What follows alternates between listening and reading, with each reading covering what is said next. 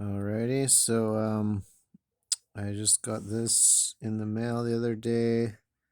It's from 1739, and this guy James Anderson was the kind of the founder of modern Freemasonry. He wrote the constitutions of the Grand Lodge of England, which was the first kind of modern Grand Lodge, I believe.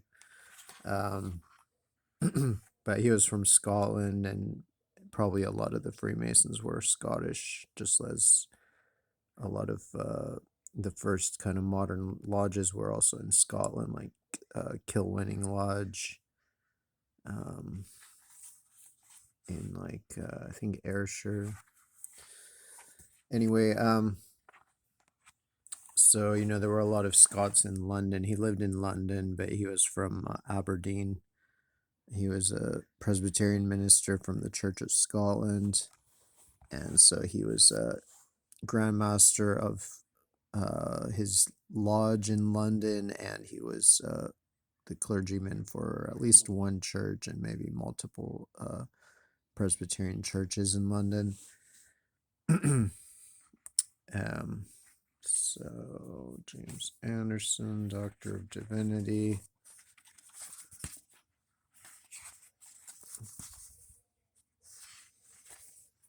And so let's see. It says News from Elysium, or Dialogues of the Dead between Leopold, Roman Emperor, and Louis XIV, King of France, wherein they relate to each other their history of the most memorable actions of their life and times, discovering the secret views of the houses of Bourbon and Austria, with the history of several extraordinary events supposed to be brought into Elysium by Mercury from the land of the living, by the late Reverend and learned James Anderson, Doctor of Divinity, London, 1739. So this was published posthumously, so I'm not sure when it was written. But it shows that the Freemasons, were always focused on the underworld. That's kind of their thing. Just like all pagans, basically. I mean, not to say that they're pagans. I guess they're Christians, but they still retain the old cosmology. Interviews in the realms of death, or Elysian fields, with political observations and reflections on each. So throughout this, he talks about the Elysian realms, and then the upper world being the land of the living. So he understood that the realm of the dead is below the realm of the living, but he also understood that it's not underground per se. It still faces the sky, because he understood that Mercury is able to travel between the two, and Mercury is obviously in the sky. So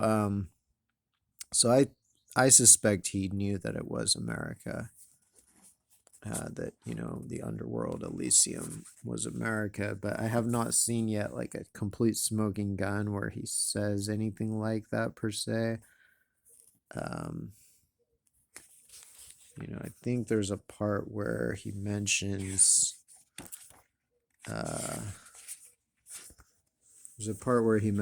America, and he does call it the other side of the world, or I think the other side of the planet or something.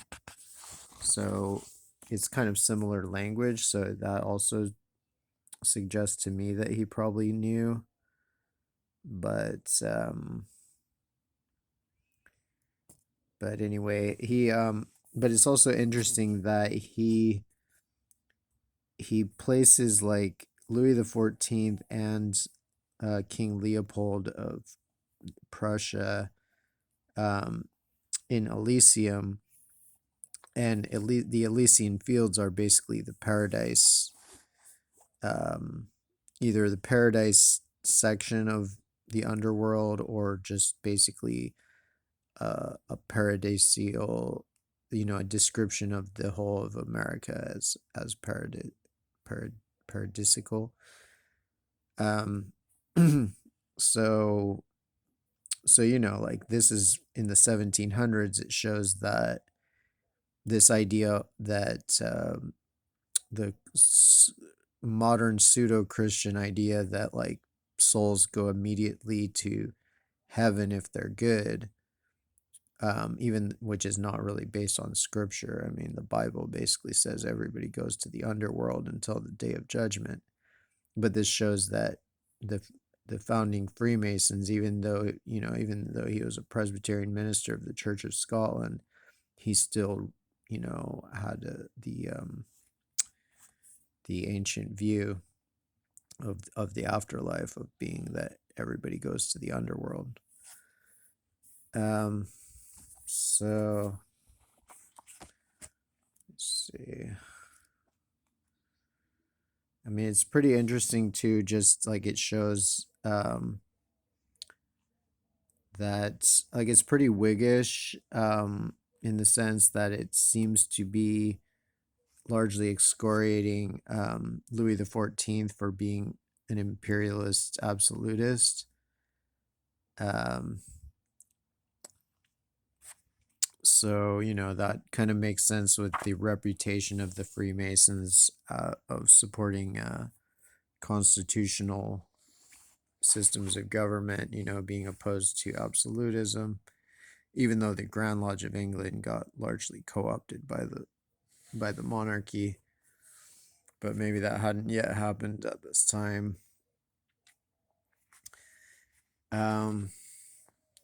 And then this other thing I wanted to talk about is the this is Plutarch. It's again in the Legends of the Egyptian Gods, Hieroglyphic Texts and Translations by E.A. Wallace Budge. So the kind of towering figure of Egyptology. But he's saying that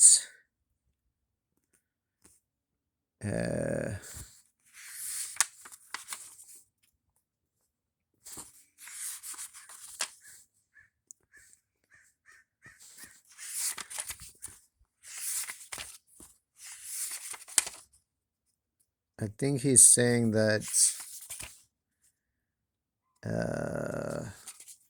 he's talking about Osiris and Horus, and he's saying that basically it shouldn't be taken literally. Like I had read some parts earlier in this in some earlier videos where he explains like that it shouldn't be taken, the stories of the gods shouldn't be taken literally.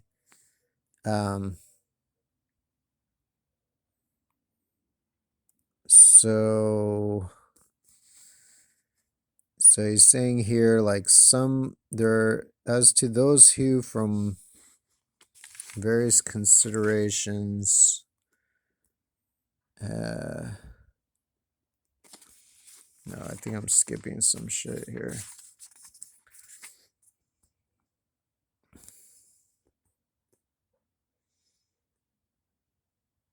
Oh yeah, here. So he tells all these stories, which are like, weird ass stories about weird stuff about the gods. He says, now, if such could be supposed to be the real sentiments of the Egyptians concerning those divine beings whose most distinguishing characteristics are happiness and immortality, or could it be imagined that they actually believed what they thus tell us ever to have actually taken place, I should not need to warn you, O Clea, you who are already sufficiently averse to such impious and absurd notions of the god. I should not, I say, have need to caution you to testify your abhorrence of them, and as Aeschylus expresses it, to spit and wash your mouth, as after the recital of them. So basically he's saying like to take all this stuff, to take religion literally, like to not realize that religion is symbolic and to take it all literally, is impious and absurd. And that if you say something like that, you should spit and wash your mouth, because it's like blasphemy. In the present case, however, it is not so, and I doubt not that you yourself are conscious of the difference between this history and those light and idle fictions which the poets and other writers of fables like spiders weave and spin out of their own imaginations without having any substantial ground or firm foundation to work upon. There must have been some real distress, some actual calamity at the bottom of the as the groundwork of the narration. So I think that he might well be right about this, because with Osiris, he's telling the stories of Osiris being attacked by Typhon, who's Seth. He's calling him Typhon, but it's the same story. The story of Osiris being attacked or killed or whatever by Typhon, like he's pointing out that that's not consistent with these immortal gods. Like, obviously, if it's not literal, the gods are not literally killing each other because they're actually immortal. Um, but also, like, that story of Seth attacking Osiris is clearly the same story as the Great Flood in the Bible and in Sumerian and Mesopotamian tradition. So it may well reference an actual calamity, a terrestrial calamity, or it's possible that that they're all referencing something purely celestial. Um, but it seems that Osiris is the earth, and Noah also may have represented the earth.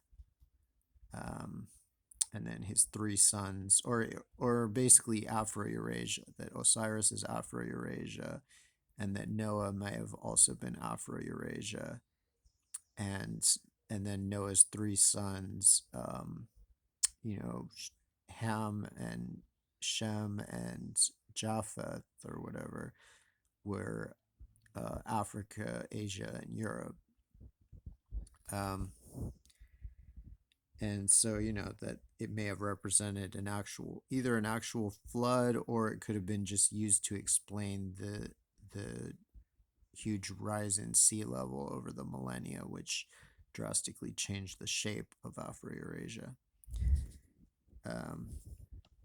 There must have been some real distress, some actual calamity at the bottom as the groundwork of the narration. For as mathematicians assure us, the rainbow is nothing else but a variegated image of the sun, thrown upon the sight by the reflection of his beams from the clouds.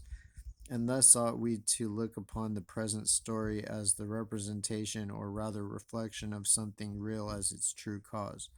And this notion is still farther suggested to us as well by that solemn air of grief and sadness which appears in their sacrifices, as by the very form and arrangement of their temples, which extend into long avenues and open aisles in some portions, and in others retreating into dark and gloomy chapels which resemble the underground vaults which are allotted to the dead. I don't know what he means by that,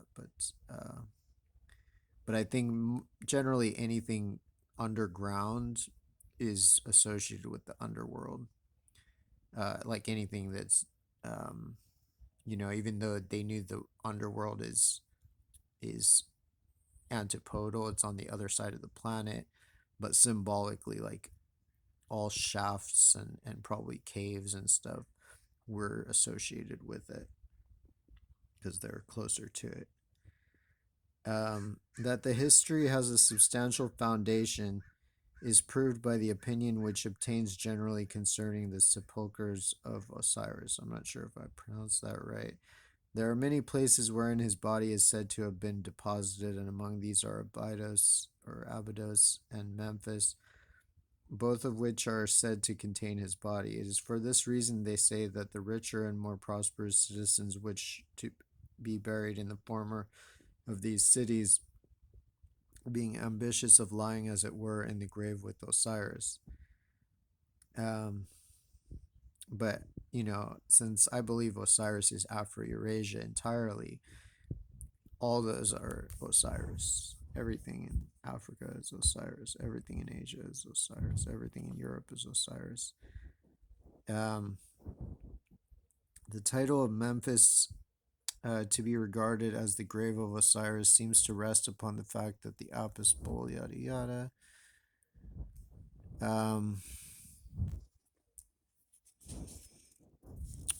Somebody asserts that.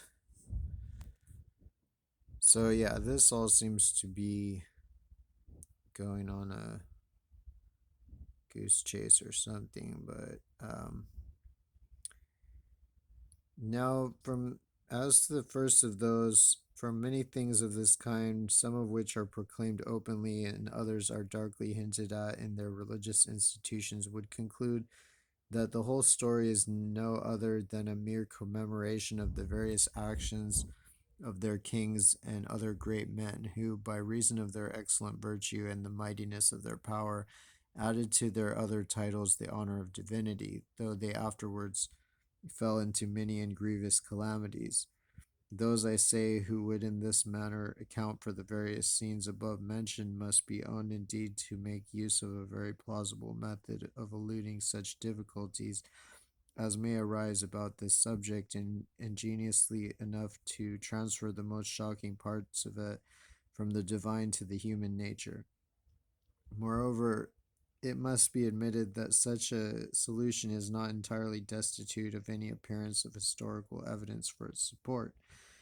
For when the Egyptians themselves tell us that Hermes had one hand shorter than another, that Typhon was of red complexion, Typhon being Seth, being Zeus, being Jupiter. Jupiter might actually have a somewhat reddish color. Horus being fair. I'm not sure which Horus might be Saturn. And then Osiris, if Osiris is Afro-Eurasia, then of course he's black, being the earth, being the soil, like Adam, made of the soil. Does not this show that they were of the human species and subject to the same accidents as all other men? So he's playing like devil's advocate. He's showing all the different views, I think. Nay, they go farther and even declare the particular work in which each was engaged whilst alive. Thus they say that Osiris was a general, that Canopus, from whom the star took its name, was a pilot, and that the ship which the Greeks call Argo, being made in imitation of the ship of Osiris, was, in honor of him, turned into a constellation and placed near Orion and the dog star, the former being sacred to Horus and the latter to Isis. So this is getting to the actual facts. This, because most of this is about the sky and some of it is about like land masses. But I am much afraid that to give in to this explanation of the story will be to move things which ought not to be moved, and not only, as Simonides says, to declare war against all antiquity, but likewise against whole families and nations who are fully possessed with the belief in the divinity of these beings. And by divinity, he may mean it may be more directly translated as immortality. I'm not sure what the word used is. And it would be no less than dispossessing those great names of their heaven and bringing them down to the earth. So exactly, when you try to make Isis and Nephthys into, I mean, they might have terrestrial some terrestrial basis. There might be some of their aspects were taken from some terrestrial person, but they also have a very celestial aspect and cannot really be understood without understanding that Isis is Venus, seemingly. Thoth seems to be Mercury. Seth seems to be Jupiter. So it's bringing them down from heaven to earth, which is which is a lie. It's fake news. They are in heaven. They belong in heaven. It would be to shake and loosen a worship and faith which have been firmly settled in nearly all mankind from their infancy. It would be to open a wide door for atheism to enter in at, and to encourage the attempts of those who would humanize the divine nature. More particularly, it would, so it's basically saying like the anthropomorphization of the gods is, it's at best symbolic, and if taken too far, it's blasphemous. More particularly, it would give a clear sanction and authority to the impostures of Euhemerus the Messenian, who from mere imagination and without the least appearance of truth to support it, has invented a new mythology of his own, asserting that all those in general who are called and declared to be gods are none other than so many ancient generals and sea captains and kings. Now he says that he found this statement written in the Panchaean dialect in letters of gold, though in what part of the globe his Panchaeans dwell, any more than the Trophilians, whom he mentions at the same time with them, he does not inform us. Nor can I learn that any other person, whether Greek or barbarian, except himself, has ever yet been so fortunate as to meet with these imaginary countries.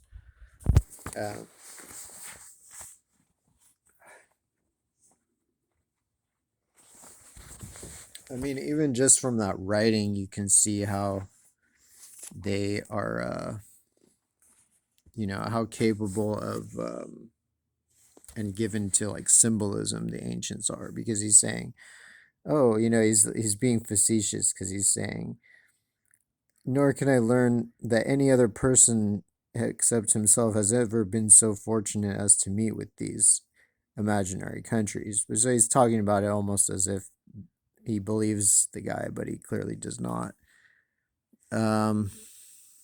So in the same way, it should be no surprise that they used symbolism and allegory in religion as well. So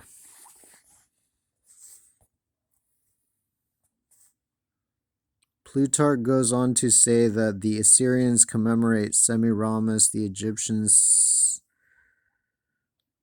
the Phrygians, Macedonians, Alexander. Yet these heroes are not regarded as gods by their peoples. The kings who have accepted the title of gods have afterwards had to suffer the reproach of vanity and presumption and impiety and injustice.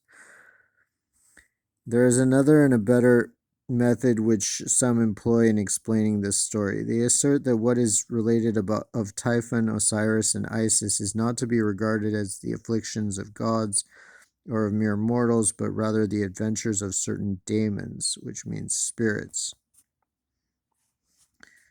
So that's kind of some weird semantics and stuff. It's talking about Kronos, who is Saturn, Apollo, who is the sun, I believe.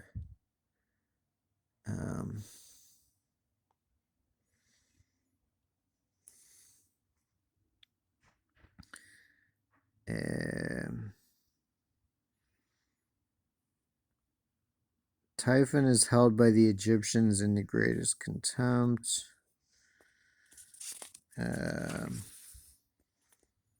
So I think that's why they call him Typhon instead of Zeus, because I think it is Zeus, but they don't want to admit that the god that is the highest god of the Greeks was the lowest demon of the Egyptians, at least in a lot of the stories.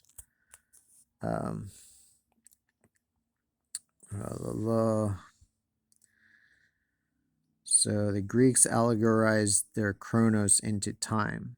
So Kronos is Saturn, the planet, and he also means time. Even in English, we say chronology, chronological. That's from Kronos. And their Hera into air.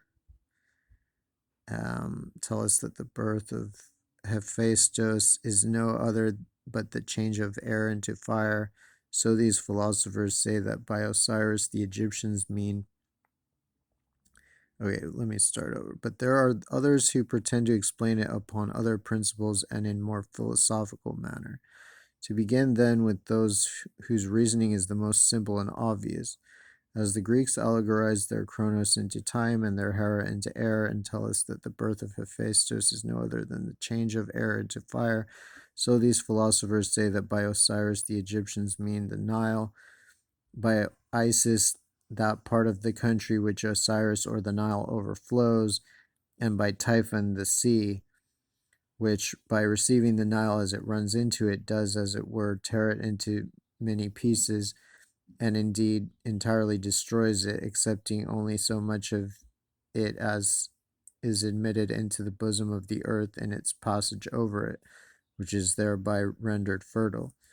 The truth of this explanation is confirmed, they say, by that sacred dirge which they make over Osiris when they bewail him who was born on the right side of the world and who perished on the left.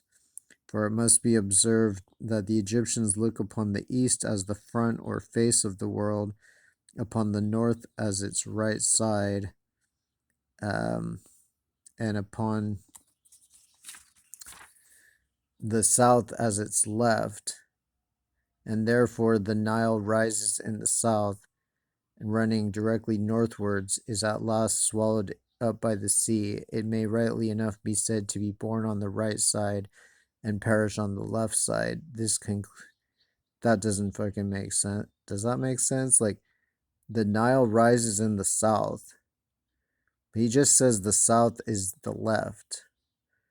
So yeah, this doesn't make sense. It's saying if it can be said to perish on the left side, but no, if he's right, it would be the opposite. It would be beginning on the left side, which is the south. Yeah, something is either wrong or mistranslated there. This conclusion, they say, is further strengthened from that abhorrence which the priests express towards the sea as well as salt, which they call Typhon's foam, Seth's foam. So that's interesting. That may relate to the South American idea of, there's a god, I forget the name, famous Andean deity that's associated with the foam of the sea. And among their prohibitions is one which forbids salt being laid. Also, that might relate to Soma, which is associated with the foam of the sea. Viracocha, I think, is the name of that South American god. So then they dislike fish, yada yada. Some of the more philosophical priests assert that Osiris does not symbolize the Nile only, nor Typhon the sea only, but that Osiris represents the principle and power of moisture in general, and that Typhon represents everything which is scorching, burning, and fiery, and whatever destroys moisture. So I don't think there's no way this is true. Osiris, they believe to have been of a black color because water gives a black tinge to everything with which it is mixed. The Minervis bull kept at Heliopolis is, like Osiris, black in color, and even Egypt itself, by reason of the extreme blackness of the soil, is called by them Chemia, the very name which is given to the black part or pupil of the eye. It is moreover represented by them under the figure of a human heart. The sun and moon are not represented as being drawn about in chariots, but as sailing round the world in ships, which shows that they owe their motion, support, and nourishment to the power of humidity. Homer and Talus both learned from Egypt that water was the first principle of all things and the cause of generation. The Nile and all kinds of moisture are called the Efflux of Osiris. And the pyramids, I think, were meant to regulate the Nile. It talks about using the tombs to control the efflux of Osiris in some of the texts. Therefore, a water pitcher is always carried first in his possessions, and the leaf of a fig tree represents both Osiris and Egypt. Osiris is the great principle of fecundity, which is proved by Pamilia festivals, in which a statue of the god with the triple phallus is carried about. The threefold phallus merely signifies any great and indefinite number. But I know that Osiris is land because in the Book of Two Ways it says specifically that he's